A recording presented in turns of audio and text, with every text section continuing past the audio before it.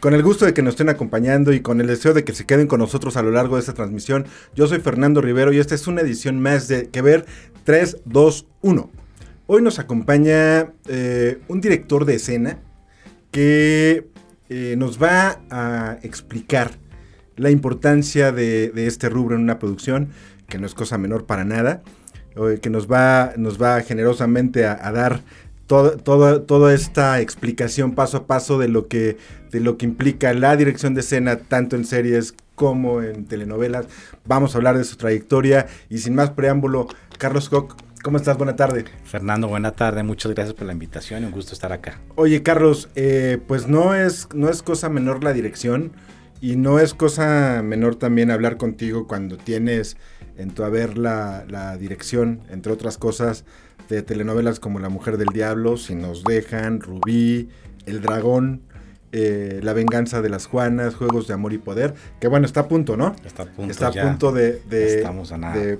de iniciar. Ajá. Pero para hacer un poquito de preámbulo para nuestros seguidores en las redes, cuéntanos, Carlos, ¿cómo empiezas tú? ¿De dónde viene esta inquietud de la dirección escénica? Tú eres originario de Manizales, me decías. Manizales Caldas, Colombia, sí. ¿Y cómo pasan esos primeros años contigo que están tus intereses, o te das cuenta que tu vocación está en lo artístico y sobre todo detrás de cámaras? Pues mira, eso empieza desde mi universidad. Yo estudié en la Escuela Internacional de Cine y Televisión en Cuba, en San Antonio de los Baños. Digamos que llegué ahí por un amigo que fue a estudiar a esa escuela sonido, y a mí me interesó mucho como todo lo que pasaba en esa escuela, y él me contaba, él fue primero, yo fui después, y a partir de ahí se generó una inquietud. Yo estudié dirección y producción de cine y televisión. Dirección y producción. De cine y televisión. Okay. Ajá, que esa es la carrera. Okay. Y a partir de ahí pues todo fue como un cúmulo de eventos y situaciones y cosas muy bonitas que me pasaron en la vida. Digamos que yo terminé esa carrera en el 99 y llegué a trabajar, digamos que en esa época, y cuando digo esa época ya me siento un poco grande. Pues es que terminaste en el año 99, en el siglo y en el milenio pasado. Exacto, y cuando terminé la carrera llegué a Bogotá, entré a trabajar a una productora que se llama Producción Sponge. Me acuerdo que entré ahí porque mi papá era amigo de un ingeniero que trabajaba ahí. Y en esa época, que como te repito, me suena un poco a grande ya, digamos que si tú habías estudiado está bien, pero digamos que no era lo principal, no era lo primordial. O sea, no es como ahora que si tú estudias dirección, entonces ya sales y eres director y ya empiezas como una carrera de director. Cuando yo empecé, en ese año que te digo, yo empecé de asistente de cámara, pasé por ambientación, pasé por asistente de sonido, pasé por asistente de luces, fui camarógrafo unos años. Después de camarógrafo unos años pude ser asistente de dirección. Después de ser asistente de dirección pasé a ser asistente de dirección 1 y después director asistente. Pues que tuve que hacer todo ese recorrido desde ese año hasta el 2007. Oye, ahí me atrevo a preguntarte, ¿te frustraba un poco decir, oye, yo ya salí como director, entonces ¿por qué me mandan a hacer lo que decimos aquí en México, la talacha, desde los puestos de hasta atrás, ¿no? Que bueno, finalmente te permite conocer todos los entretelones de una producción. Justo. Pero mucha gente pensaría, o muchos recién egresados dirían, ¿por qué me mandan a hacer eso si yo ya soy todo un director, ¿no? Porque tocaba era obligatorio hacer la carrera. O sea, digamos que tú empezabas a ascender y te ibas donde fuera, tenías que empezar donde fuera. No importaba o sea, de asistente de dirección no entrabas al principio, o tenías que tener como una conexión muy fuerte, o algún amigo que te permitiera entrar desde ahí. Directo. Yo no tuve esa, yo la única conexión que tenía era el amigo de mi papá, que era ingeniero, y me dijo, hay este cargo de asistente de cámara, si te funciona bien, y yo dije, sí, claro, yo quiero empezar en esto y no importa. Ahí empecé a los 19 años, y había que hacer la carrera. O sea, la carrera no era la universidad, la carrera era ese paso por todos estos cargos que te estoy contando. Y lo que tú dices, yo hoy no me siento, ni ahí me sentía frustrado, al contrario, me sentía que estaba muy bien aprender de todo, aprender del sonido, aprender de la cámara, y eso me ha permitido hoy en día poder desarrollarme mucho mejor como director desde la época que empecé, porque pues yo sé que se puede hacer, sé que no se puede hacer. O sea, cuando yo pido algo en el set, que digo que necesito la cámara que esté aquí, hagamos esto y va hasta allá, y se me dice, no se puede. No, sí se puede, yo sé que se puede. Claro, ¿sabes? Ya Entonces, no te cuentan. No, yo sé que yo lo hice. O sea, no es que, o el cable no puede ir por ahí, no, el cable puede ir por el otro lado porque lo podemos meter por ahí. O sea, ¿sabes? Hasta la cosa más sencilla de poder decir los cables no deberían ir por ahí, deben ir por acá. Hasta eso es algo que aprendí en esa universidad de la vida. Sí, claro. La universidad, lo que llamamos también aquí en México el pago del derecho de piso, ¿no? Totalmente. Y en Colombia, digamos que cuando empecé mi carrera, sí era obligación ese paso. O sea, no llegabas directo a ser director. Digamos que sí había como todo ese paso y ese proceso mínimo de asistente de dirección. O sea, mínimo tenías que empezar de asistente. Digamos que a mí me tocó un poco más atrás, pero sí era como lo mínimo. Oye, ¿y en qué producciones participas? De aquellas que hayan rebasado las fronteras y que pudimos haber visto por acá. Oye, no sé si a Corazón Abierto, que creo que hicieron una versión en Azteca. Sí. Ajá, esa versión. Por lo menos la de Azteca es la que ubico. Ajá, la primera temporada la hicieron en Colombia justo. Nosotros hicimos a Corazón Abierto Colombia, 2 temporadas, y Azteca llegó a ser a Corazón Abierto México. Yo conocí Bogotá porque fui a una locación de una serie que se filmó allá para Fox. Ajá. A Tiempo Final. Muy buena serie, Ajá. Gran serie. Se han hecho cosas muy buenas. Yo mi primer proyecto se llamó Verano en Venecia, que fue en el 2007, que fue una novela, tuvo muchísimos capítulos, hicimos en Barichara, y de ahí hice A Corazón Abierto, hice La Viuda Negra, que esa también creo que se vio acá. Sí. Y bueno, y ahí he hecho de todo, he hecho realities, he hecho series, he hecho documentales, he hecho cortometrajes. O sea, he pasado como novelas, telenovelas, melodrama, drama, acción. Oye, Carlos, la pregunta que nos obliga, y a lo mejor puede ser un poco obvia, pero hay que hacerla para partir y ver lo que implica y qué diferencia hay entre un género y otro y entre una producción y otra. ¿Por qué es tan importante la dirección? ¿Por qué a la gente, a los que somos fanáticos de las series o de los melodramas, de los realities, por qué es tan importante saber quién dirige o por qué es tan importante el crédito del director? Mira, yo creo que este trabajo siempre se hace en equipo. Yo siento que es importante el trabajo del director. Que hace como una diferencia. Digamos que acá en Televisa se le llama director de escena. Digamos que desde mi escuela siempre era como director. ¿Por qué director? Porque el director es el que está encargado de tener en su cabeza, la puesta en escena.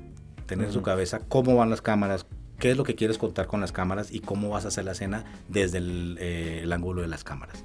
Y también además desde la parte creativa del personaje, de la parte actoral, desde la intención, desde el porqué de Tú la ya escena. lo prefabricaste, tú ya tienes un esbozo. Mira, yo la manera que trabajo y la manera que he trabajado toda mi vida y que me acostumbré y que me ha servido y que yo siempre hago tareas. O sea, digamos que cuando tengo yo los libretos del proyecto, que por ejemplo en este tuvimos la fortuna de tener todos los libretos, unos maravillosos libretos de Jimena, los leí todos y a partir de ahí yo siempre hago tarea diaria. O sea, yo todos los días con el plan de rodaje sé cuántos planos voy a hacer por escena, sé cuál es la intención de la escena, el arco dramático que tiene que tener el personaje en ese capítulo, porque no hacemos las cosas en orden, sino que hacemos capítulo 1, 50, que 30, eso es 30. también un gran tema, ¿verdad? Es un tema, el hecho es que un como no graba lineal, Uh-huh. entonces tú debes de tener muy claro en qué estás grabando para saber cómo hilar, cómo armar el entramado después en edición, ¿no? Y esta tenía un reto más, es que éramos 3 unidades. Entonces era tener además la continuidad dramática de lo que habían hecho los personajes en las otras unidades, claro. y analizar. Claro. Entonces, digamos que el director, la importancia del director es que es la cabeza en el set. Cuando ya te entregan el proyecto, cuando ya el productor confía en ti, cuando ya te dicen este es el proyecto, de interpretar el libreto, darle un sentido a los personajes, crear unos personajes, un arco dramático con los actores en conjunto, porque es un trabajo en conjunto, como te digo, y ponerlo en escena, y ponerlo en el set.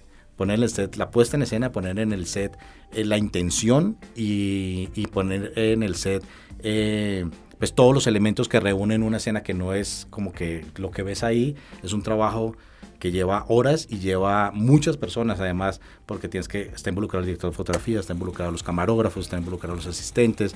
Entonces a mí me gusta hacer mucho equipo y que todo el mundo se sienta parte del proyecto y que quiera el proyecto y que proponga y que tenga como esa capacidad de amor por el proyecto, porque siento que a partir de ahí lo que se ve en pantalla, eso se siente. Cuando tú tienes un proyecto donde no le tienes amor o donde no hay equipo, también se siente, porque es como desangelado. Sí, claro.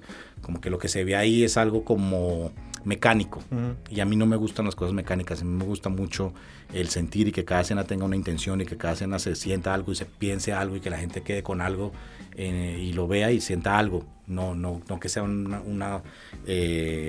cúmulo de información y de texto y ya, sino que la gente entienda y sienta algo de lo que pasa en la escena. Oye, Carlos, ¿hace cuánto estás en México? ¿Qué te hizo? ¿Quién te trajo? ¿Qué te hace mirar para acá? ¿Cómo se da ese impasse de Colombia para México? O no sé si en el camino hubo más paradas para llegar para acá. Mira, la historia es así. Yo vengo de vacaciones en enero a Ciudad de México, en enero del 2018. Que tampoco tiene tanto. No tengo tanto. O sea, ahí ese año me vine para México. Me vine de vacaciones a Ciudad de México. Estuve aquí con unos amigos. Pasé vacaciones. Y entre esos amigos hay una productora con la que me veo y con la que somos amigos desde Colombia hace muchos años. Ella está en México. Ella está en México. Se llama María Fernanda Bateman. Me veo con ella, pero de amigos, o sea, nada de trabajo ni nada, sino que nos vemos. Ella estaba aquí en México, llevaba como 2 años acá ya trabajando.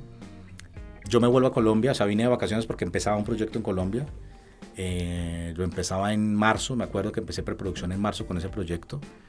Y llevaba 15 días de preproducción en ese proyecto. Y a los 15 días me llama Mafe y me dice: te necesito aquí el lunes, ¿puedes? Te necesito aquí para un proyecto que se llama Mar a Muerte. ¿Te interesa venirte? Yo llevaba 15 días de preproducción del proyecto que te digo. Claro. Y la verdad sí me entusiasmaba mucho venirme a trabajar. ¿Ya lo tenías considerado? ¿Ya lo habías pensado? Tenía en mi cabeza, sí en mi cabeza lo tenía pensado, o sea, sí tenía como ganas y tenía amigos que habían venido a trabajar acá y les había encantado. Y siempre la pasaron muy bien y siempre estuvieron muy cómodos, siempre los recibieron muy bien, siempre tuvieron muy buena atención, siempre fueron muy amables. Entonces tenía como yo esa expectativa, no la tenía como así de rápido, pero cuando me lo dijo le dije sí, dale. O sea, sin siquiera consultar a la productora con la que estaba trabajando, le dije sí, dale, sí puedo estar el lunes allá. Y así, pues hablo con los productores en Colombia, ellos me apoyaron un montón, me dijeron listo, sí, es una oportunidad maravillosa, claro. Dale, vete tranquilo. Y estuve aquí el lunes en un abril, no me acuerdo, 10, 11 de abril, algo así, en Ciudad de México, y ahí me quedé.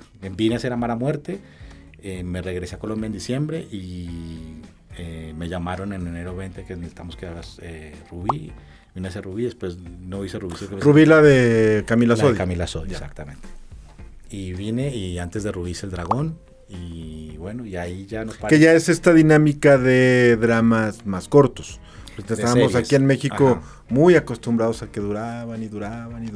Y ahora es la misma historia, pero muy condensada, ¿no? Digamos que las series tienen como esa particularidad, ¿no? Que se cuentan en 8 capítulos, o se cuentan en 10 capítulos. Y digamos que las novelas o series largas o serielas que llaman, pueden ser 60 capítulos, pueden ser 70. Digamos que depende del tono y la manera y la puesta en escena. Digamos que esa es la diferencia entre una cosa y la otra. Entre una telenovela y una seriela tiene como esa diferencia. Oye, Carlos, y hablando de que tú ya has explorado diferentes géneros, ¿cómo se aborda o desde dónde abordas tú algo que tenga comedia o alguna historia que tenga tintes de comedia, que no es lo mismo, a un drama de esos que nos gustan en México, que también en Colombia les sale muy bien? Digo, son diferentes tratamientos y tienes que llevar a los actores por una inducción, supongo, diferente, ¿no? Para lograr esos arcos dramáticos que tú ya tienes visualizados y que necesitas que la cámara atrape, ¿no? Pues, mira, mi pensamiento, Fernando, es que uno como director debería poder hacer cualquier género. O sea, digamos que desde mi escuela yo tengo la capacidad de poder hacer comedia, como poder hacer acción, como poder hacer drama, como poder hacer melodrama, y tendría yo que tener el conocimiento y la capacidad de diferenciar qué de cada uno y cuáles son las cualidades de cada cosa. Por ejemplo, el humor es bien complicado, la comedia es bien difícil. El timing, ¿no? El timing, porque además el timing de la comedia mexicana no es el mismo del timing de la comedia colombiana, ni el mismo del timing de la comedia chilena, ni el mismo del timing de la comedia argentina. Todos los países en comedia tienen un timing distinto. O sea, la gente no se ríe en el mismo punto en los países. Y es el gag, y es la mueca, y es... Todo va medido y debe ser preciso, ¿no? Todo debe ser preciso, medido, pero además en lo que te digo, en el timing que es. Porque, digamos, en Colombia, digamos que el timing puede ser, no sé, el chiste entra en otro lugar o la risa entra en otro lugar desde la situación. Aquí entra en otro lugar también. Entonces es como también poder diferenciar, porque capaz yo me puedo equivocar y puedo decir, no, el chiste va acá, porque pues vengo de Colombia, pero no, hay que entender y analizar y tener la capacidad, como te digo, de poder decir, no, es que el chiste en México no entra ahí. Pero debiera ser así, tienes mucha razón. Sin embargo, no es así. Hay ciertos directores, incluso ciertos productores que se casan con todo su equipo de trabajo. Eso es muy natural.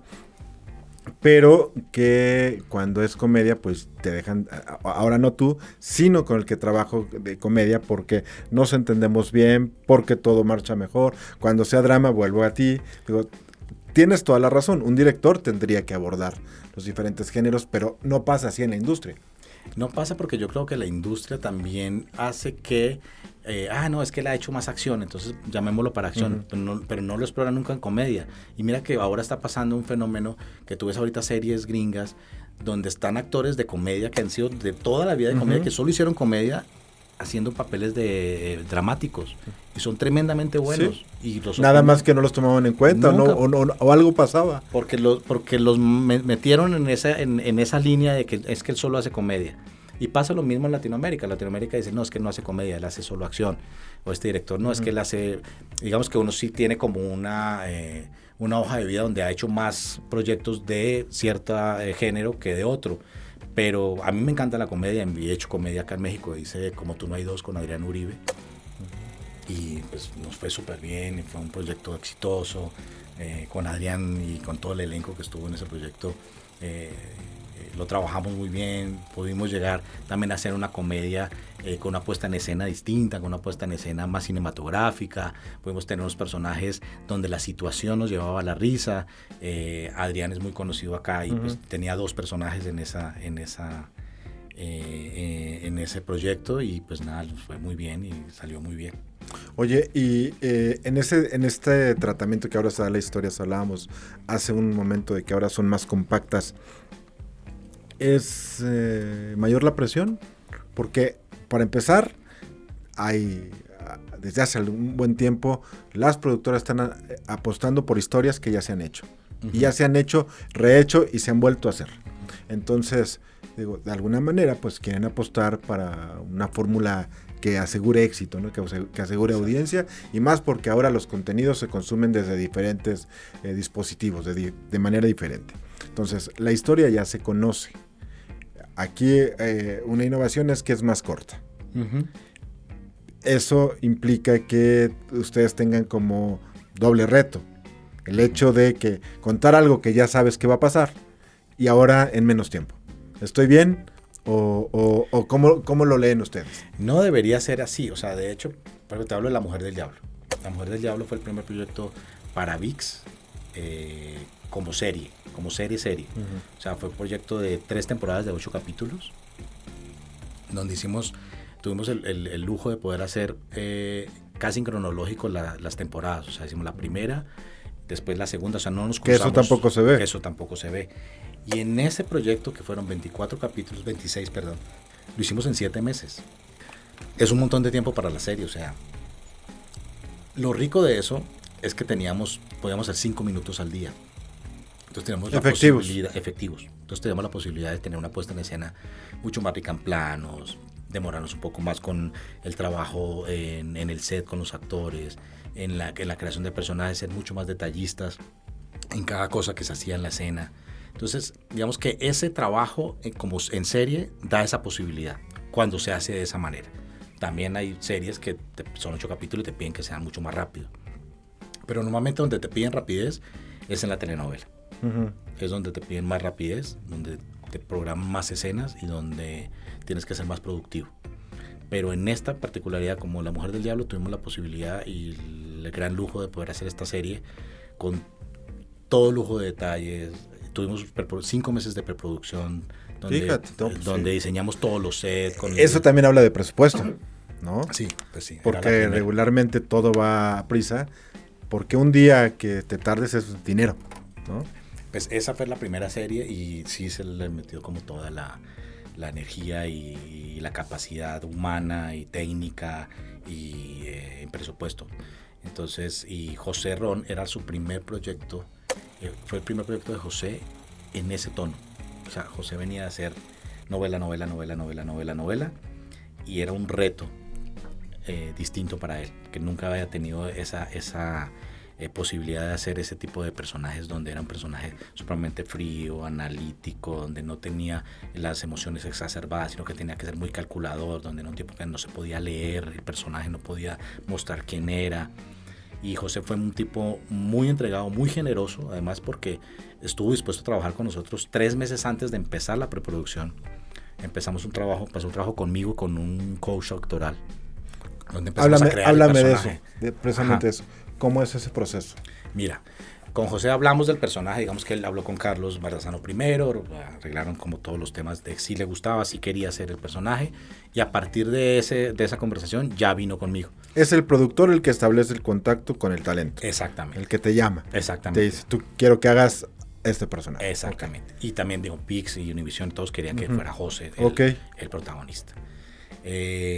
A partir de esa conversación vino esa conversación conmigo, donde yo le dije, José, mira, este es el tono, el personaje es este, no es nada de lo que has hecho, es totalmente distinto y vamos a tener que hacer un trabajo desde ya, que no es de la preproducción normal, sino que tiene que ser unos meses antes, porque tenemos que quitar el melodrama de tu cuerpo. Tenemos que llevarte a un lugar mucho más frío. No, y eso siempre se agradece también, porque hay actores que pasan de un personaje a otro, de una novela a otro, y son exactamente los mismos. Era un reto, era un gran reto para él. Por eso muchos también a veces toman talleres, como para quitarse todo lo que imprimieron a su personaje anterior y darle como una nueva imagen al personaje siguiente, ¿no? Y a él, digamos que hay actores, por ejemplo, que son polifacéticos y uno los ve en personaje y son distintos al anterior, pero hay otros que también tienen la posibilidad y la capacidad de ser los mismos siempre, pero son muy, o sea, les crees, ¿sabes? O sea, como que tienen una credibilidad, así sean el mismo personaje. Y en la pasada ya han sido el más bueno de toda la vida, en el siguiente el más villano de todos, ¿no? Y eso es la magia de este trabajo. Y con José hicimos como todo ese trabajo donde empezamos y él fue muy generoso, dijo, sí, dale, trabajemos 3 días a la semana y empezamos a trabajar 3 días a la semana, 3 horas diarias. Y empezamos a trabajar el personaje, empezamos a trabajar cómo camina, cómo viste, qué hace, qué sabe. A vestirlo de alguna manera. A vestirlo y este era un empresario, pero era un empresario agrícola. Okay. Entonces tenía que saber de frutas, tenía que saber de los camiones, tenía que saber, o sea, era un tipo que venía de abajo y que hizo una fortuna a partir de trabajo y de crecimiento de verdad, pero tenía pues un rayo psicológico que lo lleva a un lugar que es secuestrar a la mujer que ama y tenerla encerrada hasta que ella acepta casarse con él, que es Carolina Miranda. Entonces, pues ese fue un reto maravilloso. Te digo, tuvimos el tiempo de diseñar la serie, de ver los sets, de poder tener el detalle de qué van a comer aquí, qué van a hacer allá, por dónde van a entrar, diseñar la luz. O sea, todo ese trabajo lo pudimos hacer gracias a que tuvimos el tiempo y tuvimos la capacidad de poderlo hacer. Y ahora, en esta época también de series y que también se consumen por acá, ya no tienes que llegar a tu casa. Sino, antes la innovación era que llegabas a tu casa y ponías pausa y de aquí a mañana te volvías a sentar y te veías la serie donde te habías quedado. Pero hoy día puedes ir en el transporte y ya puedes ver desde aquí tus contenidos que quieras, ¿no? ¿Cuál es la respuesta? ¿Cómo saben ustedes si fue atinado todo ese trabajo de meses atrás, de esa preparación, de elegir locaciones, de saber si era mejor de día o de noche o acá o allá? ¿Cómo les llega a ustedes esa retroalimentación? Mira, pues llega a partir del, por ejemplo, VIX, es como el que medía a partir de números y datos que tanto se veía y que tanto producía en la serie, y la verdad Mujer del Diablo le fue muy bien, o sea, fue como esa primera serie donde se quería mostrar que VIX iba a tener unos contenidos distintos y que iba a tener unos contenidos mucho más agresivos, mucho más arriesgados, y la verdad que la respuesta fue muy buena. En las 3 temporadas siempre tuvimos muy buenos números, y viene, pues, digamos que en este caso viene de VIX, pero por ejemplo Netflix tienen el algoritmo, entonces el algoritmo les dice que tantas personas como las personas, si vieron el capítulo, si lo vieron completo, si no lo vieron completo, si se quedaron ahí, no lo volvieron a ver. O sea, hay ahorita un montón de posibilidades de medición. Sí, porque antes era casi un acto de fe, ¿no? Era el rating, ¿quién lo leía, no? ¿Cómo? No, acá ellos como en el algoritmo tienen claridad en lo que te digo, vieron el capítulo completo, no lo vieron completo, lo dejaron ahí. ¿A qué horas lo ven más, no? Y además ahora tienen una cosa, las plataformas, una capacidad de darte a ti contenido que a ti te gusta. Entonces, si tú viste una cosa de acción, entonces te empiezan a mostrar cosas de acción con el algoritmo. Entonces, es una cosa que ahora es, para ellos es muy fácil medirla. Digamos que desde ese punto si es exitosa o no. Oye, Carlos, hace unas semanas en este mismo estudio hablaba con un compañero, César Huerta, también de la Fuente de Espectáculos, y hablábamos de ese fenómeno que también se da ahora en las producciones, de que todo arranca esta producción, el productor será fulano de tal, y lleva hasta 3 directores en una serie que es de 10, 8, 6 capítulos, ¿no? Entonces, 3 dirige uno, 2 dirige otro y 1 dirigió otro. ¿Qué pasa en eso? Porque tú me estás hablando de que has tenido proyectos completamente para ti al frente, pero ¿qué pasa cuando, no sé si ya te has enfrentado a esta dinámica de dirección compartida? Tienen que estar ustedes muy en el mismo canal para seguir jalando los hilos en la misma velocidad y con la misma intensidad. Y sin embargo hay directores que tienen sus constantes y que cuidan que éstas se noten y que cuidan dar su sello personal en cada uno de sus trabajos. ¿Cómo es esta dinámica cuando un proyecto es dirigido por más de un director? Me te voy a contar la experiencia de este proyecto en particular de Juegos de Amor y Poder. Que inicia el lunes por las estrellas. El lunes por las estrellas, exactamente. Juegos de Amor y Poder. Inicia el lunes 31 de marzo con las estrellas. En este proyecto en particular, Carlos Barrazano decidió tener 3 directores. Ok. 3 unidades al tiempo. Digamos que no es esta versión de serie donde un director o 2 directores o 3 directores y cada uno dirige un capítulo. No, éramos 3 directores que íbamos a tener. Cada uno sí un universo. Digamos que yo, por ejemplo, tenía un universo político, el otro director tenía el universo de los protagonistas y el otro universo era un universo juvenil. Okay. Digamos que la magia y digamos donde siento yo que funciona ese tipo de proyectos es cuando los 3 estamos desde la preproducción juntos y donde los 3 no diseñamos cada uno su universo, los 3 diseñamos toda la historia y nos pusimos de acuerdo en todos los personajes, como qué tono iban a tener, cómo iban a salir, cómo iban a vestir. Hicimos un look and feel muy claro de todo con los directores de fotografía, con el diseñador de producción. Es un montón de equipo que está involucrado en eso, con Carlos Barrazano, el productor, dando como la última autorización para que todo se dé. Y a partir de ese trabajo de preproducción, si todos estamos de acuerdo y todos tenemos como la claridad de cómo va el mundo de allá, cómo va el mundo mío, a partir de ahí yo creo que lo que ves es una unidad. Claramente cada unidad tiene un estilo, porque cada director tiene un estilo. Sí, y yo creo que la magia de eso justamente es poder ver la misma serie, pero capaz ver una puesta en escena que no es la misma del anterior director. Y capaz ese otro director le imprime algo distinto a ese capítulo. Algo que es sutil, que no es como tan marcado a veces. Pero que es su sello. Pero que es su sello, exactamente. Que eso yo creo que es la magia para que la gente tenga como variedad y me parece, a mí la verdad me parece que eso funciona muy bien. Cuando es algo... Pues funciona, que lo están usando mucho. Es un recurso muy utilizado ahora en las producciones. Y mira que lo están usando mucho en las series, por ejemplo, y ahora de una manera mucho más arriesgada. O no arriesgada, como debería ser, ¿no? Como que un director hace el primer capítulo, pero ese mismo director hace la preproducción de ese primer capítulo, pero ese director también edita el primer capítulo.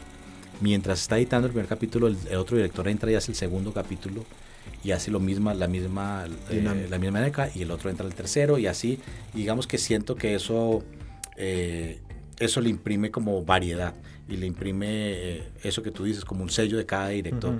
Obviamente, estos directores tenían que haberse puesto de acuerdo. Desde luego. Del tono, porque tampoco puedes tú en este momento como personaje, no sé, el personaje es el antagonista o es el villano, y el villano no puede ser un villano en un capítulo y otro tipo de villano en el otro. Eso sí no puede pasar, porque ahí sí estamos haciendo muy mal el trabajo. Sí, que sería inconexo, ¿no? No ahí sí historia. No tendría sentido. Oye, Carlos, yo creo, y todo, más allá de lo que yo creo, siempre sabemos que cuando hay talento artístico, que es quien da la cara en producciones como series, como telenovelas, pues los productores apuestan por figuras que sean atractivas, exitosas, que tengan su comunidad de seguidores, pero también hay temperamentos. Seguramente tú te has encontrado con un montón de escenas de esas que de repente pues el actor o no viene con la disposición, o incluso que la protagonista tiene novio y no quiere besarse con su compañero. Ese tipo de cosas que sabemos que pasan. Y yo soy muy curioso y quiero que nos compartas algunas de esas anécdotas que has tenido, porque sabemos que el director manda en foro o en la unidad, pero de repente pues ellos también tienen su temperamento, y sabiéndose que son las estrellas, pues de repente supongo que pueden haber roces, ¿no? Por cualquier circunstancia que pueda pasar, y a mí me gustaría que nos compartieras un par de anécdotas que hayas tenido. Mira. Porque seguramente has lidiado con egos y con temperamentos. Sí, un montón. Pero ¿sabes qué pasa, Fernando? Que la manera como yo trabajo es que yo a todo el mundo lo trato como un igual, con el mismo respeto y con la misma capacidad. Yo creo en la capacidad de que todos tenemos la manera de ejercer nuestro trabajo distinto. Pero te cuento una anécdota, pues como para contestar tu pregunta. Por ejemplo, con Camila Sodi. Es una actriz que amo y quiero, y nos llevamos súper bien. Pero por ejemplo con ella, si uno empezaba a explicarle mucho la escena, como no, mira Camila, es que esto va por aquí, tienes que ir acá, y entonces te sientas acá, era como una niña chiquita, como que perdía atención. Pero si tú le decías la palabra, mira, en esta escena necesito que hagas esto, lo hacía perfecto. Y ahí lo que siento es que cada actor tiene diferente escuela, ¿no? Entonces unos actores necesitan que tú les des como todo el andamiaje de qué hacer, cómo hacer, dónde sentarse, dónde ir, ¿ya? Y hay otros que no necesitan sino una palabra, y con esa palabra entienden qué hacer, dónde hacer y qué hacerlo.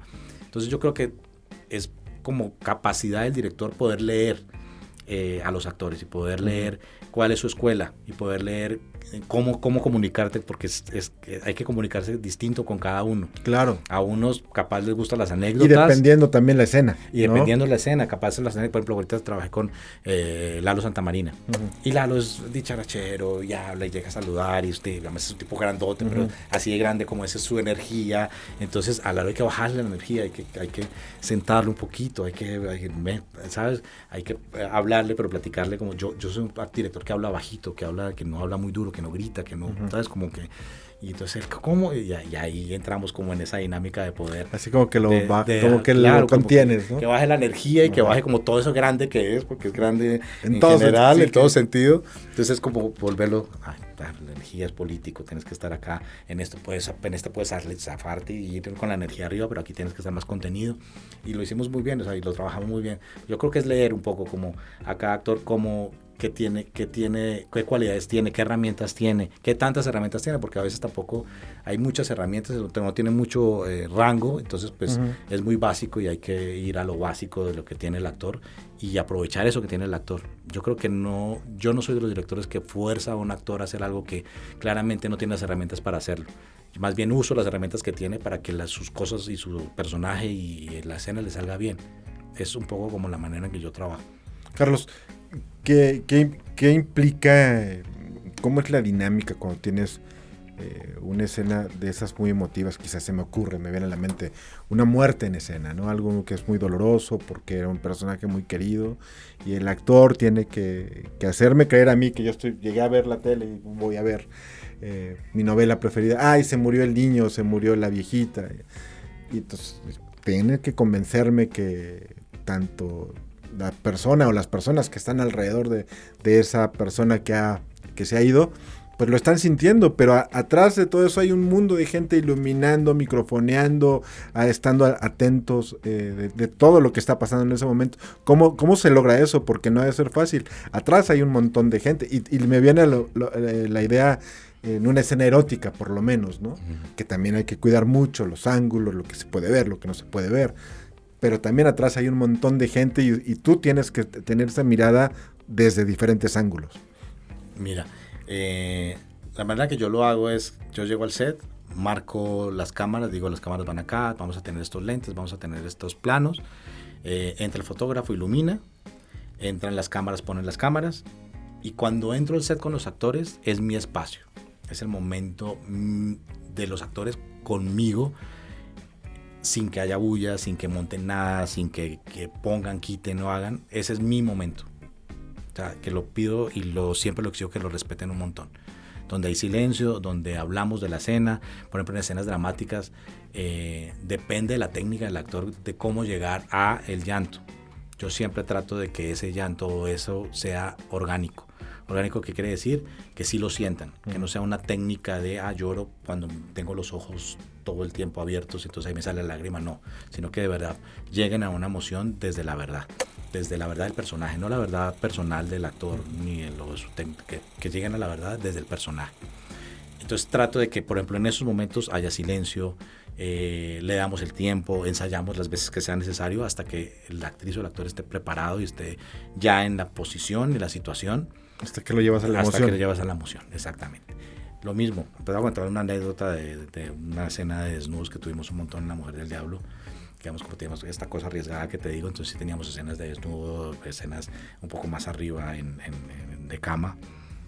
Y José, entonces la primera escena que tuvimos de desnudo, claro, yo marqué, digamos que es la misma acción, pero en los desnudos, cuando hay escenas de desnudo, escenas de cama, yo lo que hago normalmente, lo hago a una sola cámara, solo se queda el camarógrafo y trato que la asistente de dirección sea mujer. Si el primero de dirección es hombre, trato que no sea hombre, sino que entre la segunda, la second, o si la primera es primera y es mujer, que se quede solo ella. Entonces, se queda solo el camarógrafo, el de sonido y ella. No está nadie que no tenga que estar. No, nadie. Okay. O sea, siempre saco a todo el mundo y se quedan solo esas tres personas y nadie entra al set hasta que no le vuelvan a poner una bata, le vuelvan a poner algo que los pueda cubrir. Entonces esta primera escena con José fue muy chistoso porque estamos todos, no sé qué, listo, vamos a hacer la escena. Entonces, José, aquí vamos a hacer esto, con Caro, entonces, ¿qué tal? Y yo veía a José raro, lo veía como que no estabas, y como nervioso. Y como desencajado. Y yo, ¿qué pasó? No sé qué, hasta qué momento ya nos aguantó más, pues ya vamos a rodar la escena. Y me dice, no, espérate, Charlie, yo necesito hablar contigo. Y yo, ¿qué? Y yo, es que yo nunca he hecho una escena de desnudo. ¿Qué me pongo adelante? O sea, ¿qué me pongo acá? Y le dije, no, José, tranqui, te van a proteger, te van a poner una cosa que es como una bolsa, tranquilo, que no vas a estar todo perdido. Bueno, ok. Y ahí ya se tranquilizó, pero me dio mucha ternura ese momento, porque digo, José es un tipo tremendamente generoso y tremendamente trabajador, y fue muy, muy, muy humilde y muy bonito en venírmelo a decir, porque si no puedo quedar callado y el ego llevarlo a decir, no digo nada. Y no, lo preguntó, entonces digamos que ahí lo protegimos más y lo cuidamos más. Siempre trato y también lo hacemos con las actrices, si se sienten cómodas, siempre hablo con ellas. Esto siempre lo hablo antes en la preproducción. Cuando sé que por ejemplo, La Mujer del Diablo sabemos que van a ser muchas escenas desnudos. Entonces lo hablaba con Caro y le decía, Caro, esta escena te sientes cómoda, quieres hacerla tú, cuáles son las condiciones que tienes tú para hacer esta escena. O sea, porque si es algo muy íntimo. Y no podemos, o yo por lo menos no soy de los que invade esa intimidad en sí, desnudos y que queden ahí 200 horas y entre todo el mundo, entre luces, entre el mundo a corregir y todo ellos, no, porque yo me sentiría muy mal y yo no, y como yo sé que me sentiría mal, no quiero que ellos se sientan así, entonces los protejo mucho. También a veces hay dobles de desnudo. Por ejemplo, uno puede rodar las escenas de la cara, los besos, las manos, y entra una doble donde se le muestra más el cuerpo en el plano abierto. Cuando se para y va caminando, ¿no? Ese, o en la misma escena de cama, en un plano más abierto, donde se tenga que ver más el cuerpo, y capaz la actriz no tiene tan buen cuerpo, y ahí usamos dobles de desnudo, pero todo eso se platica, o por lo menos lo que yo hago es que lo platico siempre antes con los actores, cómo se sienten cómodos, y en eso nos demoramos un poco más, justamente, y tenemos, digamos que lo que te decía yo de planificar el día anterior, yo sé que en esa escena no me voy a demorar media hora, me va a demorar 2 horas. Entonces ya sé que en las otras escenas tengo que correr un poquito 2 horas más. para que en pantalla sea ¿cuánto? No, si te digo lo máximo, así que sería larguísimo, 3 minutos, pero eso es un montón. Entonces, 1 minuto, minuto y medio. Cuando es una cosa así que la escena hablan antes o lo que sea, pero máximo 3 minutos. Y ya es mucho. Y ya es un montón, entonces te van a estar exagerando. ¿Se te ha caído alguna escena por algo técnico? Todo estaba muy bien, los desnudos fueron maravillosos, o las lágrimas de todos estuvieron en el momento, pero algo técnico pasó y la escena no se logró. Muchas veces. Sí. Muchas veces. Muchas veces, y me pasa mucho con sonido. Ok. Mucho con sonido. Entonces, digamos que a veces cuando uno va trabajando con los mismos y tiene el equipo y ya te conoce, entonces te dicen antes, pero a mí me gusta que me digan. Yo ensayo las veces que sea necesario cuando son escenas muy complicadas. Y les digo, ensayemos las veces que sea necesario, pero cuando rodemos estemos súper listos. Pero cuando no me conocen, que es la primera vez que trabajan conmigo, se quedan callados y no dicen nada. Entonces yo ensayamos, ¿estamos listos? Sí, sí, sí. Y empezamos a rodar. No, nos toca otra vez. Y resulta que es la escena donde eso que tú dices, se murió el hijo y está la actriz así que se ha tomado el tiempo y está botando toda su energía y toda su cosa y no... Y bajan el micrófono, cortan y yo, ¿pero por qué? Y claro, pues ahí ya la segunda toma no es tan buena porque digamos que yo sí soy de los que creen que en ese tipo de escenas la primera toma es la mejor. Digamos que el actor tendría que tener la capacidad de llevarla y lo logran, pero siento que orgánicamente ya la segunda ya es más mecánica. Ya la segunda siempre es como, aquí tengo que llorar, aquí no, la primera es más, si te deja más la emoción, ¿no? Te dejas llevar. Pero sí me ha pasado un montón de veces, o pues la ensayamos un montón de veces y justo, no sé, el dolly, ya se descarrila el dolly. O el del running, entonces se tropezó y se... todo movido. Todo movido. Entonces sí pasa un montón. Pero bueno, digamos que hay que tener como también la capacidad de resolver y ver capaz si la otra cámara funciona, entonces retomar y hacer la escena no toda, sino como en un plano, hacer un plano más cerrado, hacer un insert o algo que nos pueda ayudar a que salvemos la escena y no la tengamos que repetir toda. A veces se puede, a veces no, y cuando hay que repetirla toda, la verdad siempre he tenido gente muy generosa que vuelve y la hace y sin ningún problema. Siempre he tenido una muy buena relación con los elencos y con los equipos. Carlos, unas preguntas más antes de terminar. Hay algo que no me cuadra dentro de lo que me has dicho, que me dijiste al principio, es he hecho realities. ¿Cómo tengo que entender que si el reality es telerrealidad porque hay un director? Ajá. O sea, si hay un guión o no hay, sí. o lo que está pasando ahí está planeado, o ¿cómo entendemos eso? Mira, el guión es para la estructura del reality, no para el reality mismo. O sea, por ejemplo, te voy a hablar de un reality que se llamaba La Granja. La Granja era un reality de unos estrellas que iban a una granja y tenían que levantarse a las 5 de la mañana y ordeñar las vacas, recoger los huevos de las gallinas. O sea, tenían que tener como una vida de campo. Ese era el reality. En ese reality no hay libreto, no hay guión. El guión, sí tiene que haber un guión para la estructura. De, los actores tienen que levantarse los personajes tienen que levantarse a tal hora, tienen que ir a tal parte, tiene que haber un equipo de reality con cámara y con sonido que le esté siguiendo a estos y otro equipo que esté siguiendo a estos, y tiene que haber un periodista que esté ahí pendiente. Lo que sí está libreteado son, por ejemplo, las preguntas que le hace el periodista a los del reality. ¿Cómo te sientes levantándote a las 5 de la mañana, tú que duermes hasta las 10? Ese tipo de cosas sí están libreteadas, pero el reality mismo no. O los juegos, por ejemplo. En todos los juegos sí tienen que tener una estructura, se tiene que montar el montaje de cámaras, si son 10, 15 cámaras, dónde montarlas. Pero el conflicto no. No, el conflicto no. El conflicto no debería tener libreto. Los que dicen nunca tuvieron libreto, siempre fueron como muy honestos y muy, muy sinceros de su parte, y siempre salieron las emociones. Digamos que el éxito del reality, lo que yo siento del éxito del reality es poder tener unas personalidades que lleguen a exacerbar sus emociones, justamente como el melodrama, ¿no? Que el reality los lleve a eso. Sí, debe estar estudiado, debe haber mucho tiempo previo para conformar todo ese elenco, para ¿no? el casting, por ejemplo. Claro. Pero si tú llevas una persona súper tranquila, que es una persona calmada, que es una persona que no... No, y lo llevas a la granja, bueno, pues va a estar de vacaciones. Claro, entonces, entonces a esa persona no le puedes exigir que te dé reality o que te dé un conflicto, porque pues, es una persona tranquila. Entonces tienes que llevar una persona conflictiva, que sabes que se pelea, que sabes que no madruga, que sabes que le cuesta dañarse las uñas, para que te genere ese reality. Yo creo que el éxito del reality está en el casting. Carlos, Juegos de Amor y Poder empieza transmisiones por Las Estrellas el Canal próximo 2. lunes en la noche, 9:30 de la noche. 9:30 de la noche. Cuéntame, ¿qué vamos a ver ahí? Es Claudia Martín, Arap Bezke Ajá. y Lalo Santamarina, Mayrín Villanueva. Lorena Granewich, Ok. Alejandra Barros, hay un elencazo. Sí, cómo no. Carlos Aid, Carlos Bardazano es el productor. Carlos Koch, el director. O uno de los directores, uno de los según me directores. decías. Rolando Campo y Carlos Santos son los otros directores. ¿Qué vamos a ver? ¿Cuál es el conflicto ahí? Mira, esta historia es maravillosa desde el guión. Jimena Suárez escribió una historia maravillosa y tuvimos el privilegio de tener los 70 capítulos escritos antes de la preproducción. Entonces tuvimos la capacidad y la posibilidad de poder hacer un trabajo de mesa de 2 meses muy, muy a fondo con los personajes. Eso lo escuchamos mucho. ¿Qué es el trabajo de mesa?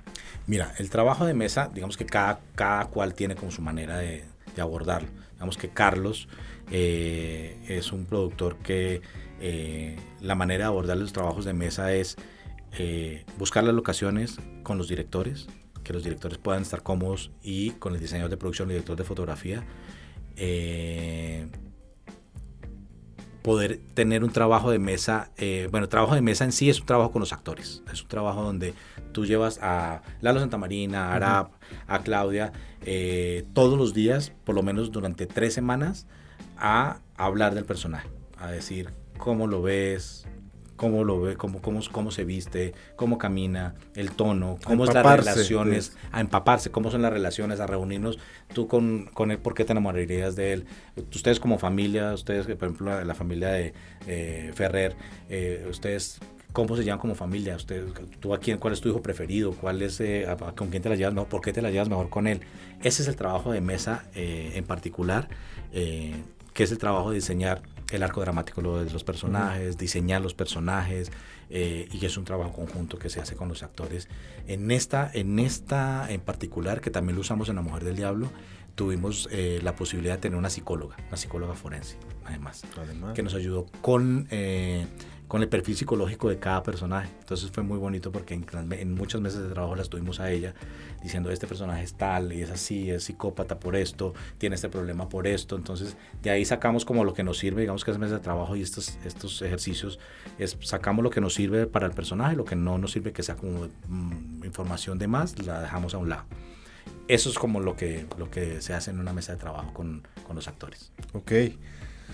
Y aquí vamos a ver ¿cuál es el conflicto? Escuchaba que es un candidato presidencial. Mira, es un candidato presidencial, que al inicio de nuestra historia es un candidato presidencial honesto, que sí tiene muy buenos ideales, que quiere llevar al país a un buen lugar, que tiene unos buenos ideales, o sea, quiere hacer el bien, y una circunstancia, que es lo que se ve en el primer capítulo, de un accidente que tiene su hijo en un auto, lo lleva a empezar a usar el poder para proteger a su familia. Pero después entenderemos que el poder, digamos que no lo corrompió, sino que se llenó de poder y de ego, y eso lo lleva a otros lugares mucho más oscuros. Oye, suena interesante. Y está, pues, Arap, que es el policía, el fiscal que lo investiga y que está detrás de toda esa verdad, junto con Claudia, que es como la hijastra, es una hija adoptiva del candidato. ¿Quién es el candidato? Lalo Santamarina. Okay. Entonces ahí hay un conflicto porque Claudia Martín, que es el personaje, la protagonista, es hija, o sea, ellos lo criaron y es parte de esta familia. Y pues obviamente está el conflicto de que este hombre, que es el fiscal, está investigando toda esta familia, y se está investigando a la familia de la mujer que ama. Y en el camino se enamora. Entonces, en el camino se enamora. Exactamente, ¿Qué porque cosa? pues tenemos que tener nuestra historia de amor y nuestra novela también ahí presente. Carlos, te agradezco mucho tu tiempo, ha sido muy grata la plática. Qué bueno que inicias proyecto, qué bueno que pudiste acompañarnos en medio de todos los preparativos para el estreno y pues esperamos que se repita esta visita. No, Fernando, cuando quieras, yo aquí feliz. Muchas gracias por la invitación. Yo me gusta mucho hablar de mi trabajo, soy muy apasionado y pues nada, les invito a que se vean Juegos de Amor y Poder, que de verdad que es una historia que tiene muchos elementos que sé que les van a gustar, además de la puesta en escena, además es una puesta cinematográfica, pero además hay unos personajes supremamente interesantes, la historia está muy interesante, pasan muchas cosas, entonces yo sé que todos esos elementos los van a llevar a que puedan ver Juegos de Amor y Poder, y te agradezco mucho la entrevista porque la verdad me sentí muy cómodo, muy a gusto y pues nada, que se repita cuando tú me digas, o aquí muy feliz de ver. Aquí vamos a estarte invitando otra vez. Por lo pronto, pues no me queda nada más que agradecerles su compañía. En la producción el señor Darío Soto, yo soy Fernando Rivero, desde la redacción del Universal, les mando un cordial saludo. Esta fue una emisión más de Que Ver 321, un saludo cordial a Rocío Rangel, hasta el departamento de prensa de Televisa, y esperamos que nos acompañen para la próxima. En tanto, hasta luego.